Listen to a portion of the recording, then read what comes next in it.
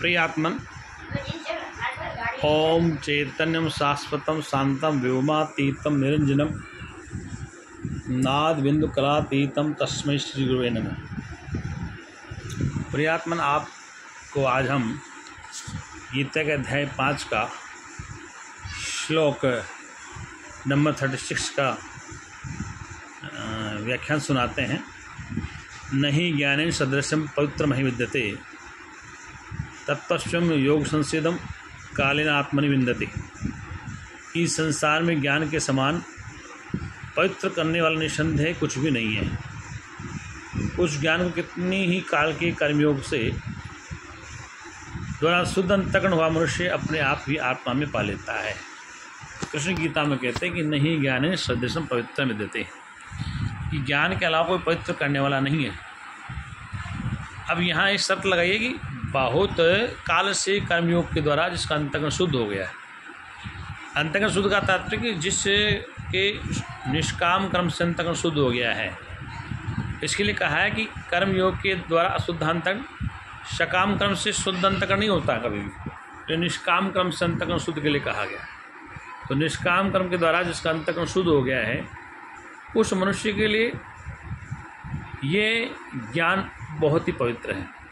क्योंकि ज्ञान की प्राप्ति तभी होती है, जैसे बर्तन साफ सुथरा होगा तो उसमें दूध अच्छी तरह घी रुका रहेगा, यदि पात्र ठीक नहीं है तो खराब हो जाए। यहाँ पर शुद्ध अंतःकरण की बात कृष्ण करें कि निष्काम कर्म के द्वारा जिनका अंतःकरण शुद्ध हो गया है, अर्थात जिनके लिए समस्त क्रियाएं अपने लिए हो जाती, अपने आत्मा से आत्मा के लिए हो जाती, ऐसे ज्ञानी के लिए नहीं ज्ञानेन सदृशं पवित्रम विद्यते। नहीं ज्ञानेन सदृशं पवित्रमहि विद्यते, कि ज्ञान के अलावा कोई पवित्र करने वाला कोई दूसरा रास्ता नहीं है। वेद भी ये कहता है कि ऋते ज्ञानान न मुक्ति, ज्ञान के अलावा कोई दूसरा रास्ता नहीं है इस संसार में जीवों के दुख की निवृत्ति के लिए। गीता भी ये कहती है। फिर कहा श्लोक में सद्धावान लभते ज्ञानम यत् परसतेन्द्रिय ज्ञानम लब्ध्वा पराम शांति श्रद्धावान लभते ज्ञानम। अब श्रद्धा शब्द क्या है? श्रद्धा का तात्पर्य संत पे श्रद्धा, गुरु पे श्रद्धा, वेद शास्त्र पे श्रद्धा। श्रद्धावान लभते ज्ञानम, यदि आपकी वेद के प्रति, गुरु के प्रति, शास्त्र के प्रति श्रद्धा नहीं है तो ज्ञान प्राप्त नहीं होगा। और तत्पर सतेंद्रिय, और जब तक ज्ञान प्राप्त न हो तब तक सतेंद्रिय मतलब इंद्रियों पर विजय, इंद्रियों को संयमित रखना। सतेंद्रिय मतलब इंद्रिय में अपने मतलब अपना नियंत्रण रखना। ज्ञान लब्ध्वा परम शांति, तो ज्ञान से ही, तत्व ज्ञान से ही परम शांति की प्राप्ति होती है और संसार में कोई दूसरा रास्ता नहीं है।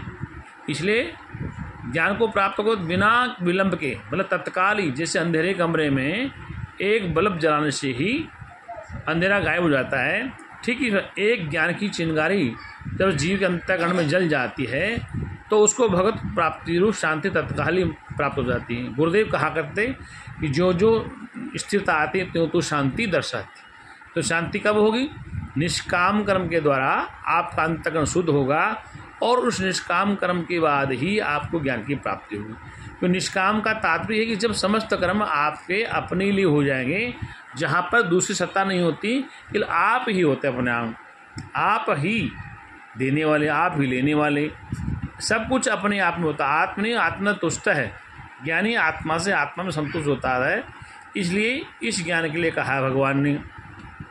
और ये भी कहा है आगे श्लोक में कि जो श्रद्धावान नहीं है, संशय आत्मा, संशय आत्मा है विनश्यति, जो आत्मा संशय वाली है, जिसको संशय है कि मैं कौन हूँ, मैं जीव हूँ, प्रकृति हूँ, ब्रह्म हूँ, माया हूँ, जन्मता हूँ, मरता हूँ, शरीर हूँ, मतलब उसको ठीक प्रकार से बोध नहीं होता कि मैं वास्तव में शुद्ध आत्मा हूँ।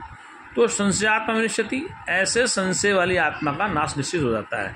ऐसा जीव अधोगति में जाता है जिसको यही नहीं पता कि मेरे जीवन का लक्ष्य क्या है, मेरे उद्देश्य क्या है। तो ऐसे संशय आत्मा का विनाश होता है। नायम लोकोस्ति न परो न सुखम संशय आत्मा, इस लोक में भी और परार्थ लोक में भी वो अवश्य नष्ट हो जाता है। ये लोक भी और परलोक, और सुख ही न सुखी होता है।